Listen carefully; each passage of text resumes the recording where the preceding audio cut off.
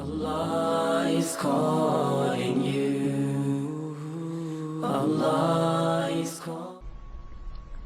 The Quran is a miracle for the most unscientific reason. Because it transforms lives. To this day, there are people they'll be the last person you would think would be a Muslim. The last person on the face of this earth. One of my best friends in the world, his name is Abdullah. His original name is Mike. He was a neo-Nazi. Tattoos all over his body. He's memorizing Quran right now.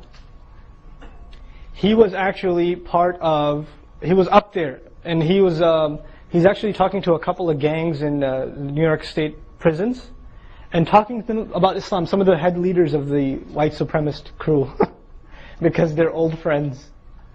Last person you would imagine would be a Muslim. And he's one of my best friends, and by the way, he married a black woman, by the way. And yeah. And they have 4 kids. Yeah, subhanAllah. And this man, you know how he became Muslim? He says, one day I had a fight with my mother, I punched her in the head, I got really mad at myself, so I had to find somewhere to go where the cops wouldn't look for me, so I went to the library.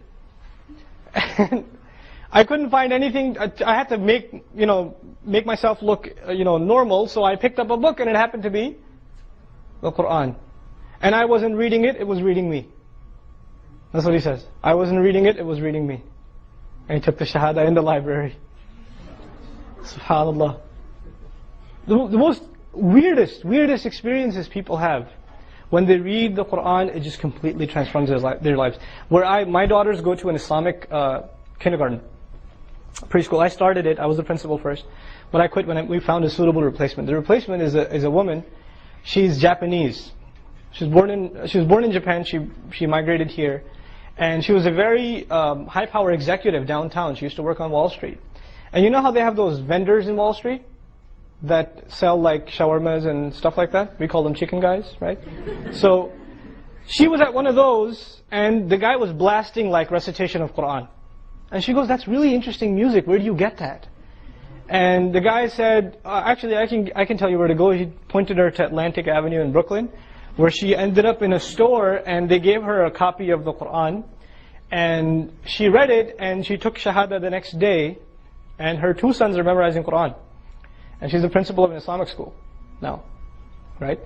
The most unlikely people that you would think. No conversion, no preaching, nobody went to them and say, accept this or you're doomed. Nothing. They just went and read the Quran. And you know what's the craziest thing?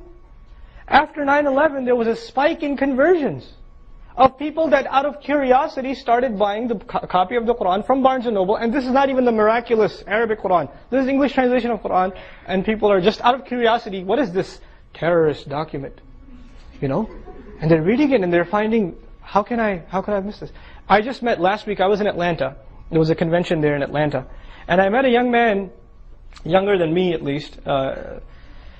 He was... Now get this, his original name is Joshua, now his name is Yusha. He's originally Irish. He was studying Orthodox Christianity, studying to become a scholar. He was studying Hebrew, Aramaic, he was studying the ancient language, Latin even, to study the Bible in its original texts. And he heard a sermon one day about Islam and how it's an evil religion, right? And he thought to himself, after all the Bible I've studied, I can't think the Bible is the truth. But one thing's for sure, of all the other religions I'm going to explore, Islam will never be one of them, because it's an evil faith. He wasn't convinced of the Bible. The more he studied it, the less convinced he became. And then finally, one day, the funny thing is, he was studying at a church. The wall to the masjid is about a foot apart. He was studying at this place. And he used to park his car in the masjid, at the mosque, and then go to church. For 10 years he was doing this, since he was an early teen. And then one day somebody saw him and said, "Hey, the Friday prayer is going on," because he was going on Friday to church to speak to his priest.